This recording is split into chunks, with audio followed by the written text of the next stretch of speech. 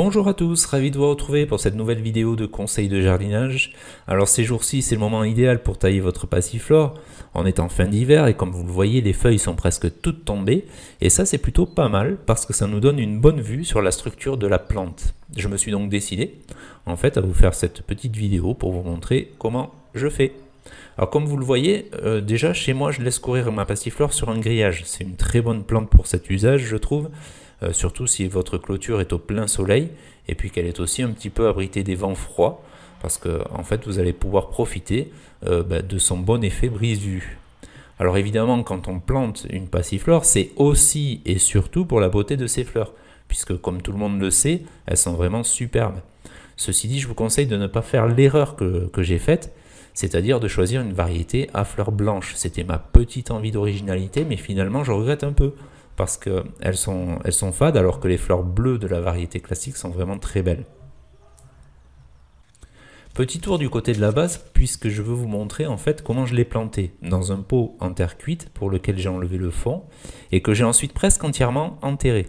Ça fait 3 ans qu'elle est comme ça à sa place et puis on le voit ici elle a développé 3 belles branches principales et d'ailleurs elle a tellement poussé que ses tiges se sont éloignées sans problème à 5 ou 6 mètres du pied. C'est la raison pour laquelle aujourd'hui j'ai décidé en fait de la rabattre sévèrement et qu'à mon avis il faut le faire au moins 1 an sur 3. Il n'y a pas de crainte à avoir, hein. Elle va le supporter vraiment très bien. C'est parti pour la taille. Alors franchement au début il n'y a pas trop de questions à se poser.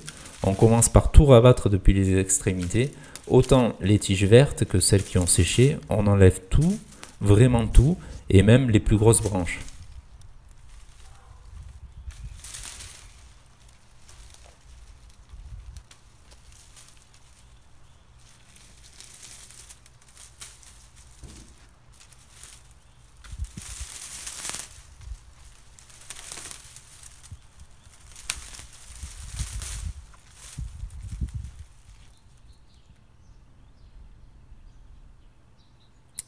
Voilà le résultat après une bonne demi-heure de travail.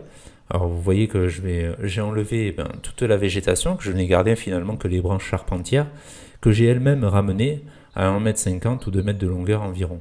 Donc maintenant que la structure est à nu, comme ça, c'est aussi très facile de prendre le temps de palisser un petit peu mieux ces charpentières sur le grillage en les attachant avec du fil de fer plastifié.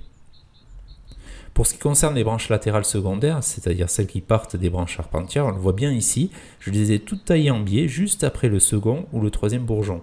Vu la vigueur de cette passiflore, je n'ai aucun doute sur le fait que de nouvelles tiges ne vont pas tarder à se former à partir de ces bourgeons, ce qui va redensifier au cours du printemps la plante.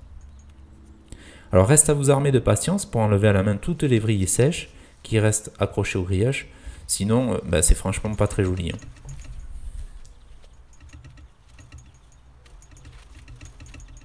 Et puis pour finir, il faut aussi broyer le gros tas de déchets qu'on a fait pour les mettre à composter. Alors l'astuce ici, c'est de passer vraiment plusieurs fois dessus avec la tondeuse. Vous allez voir, le résultat est vraiment top.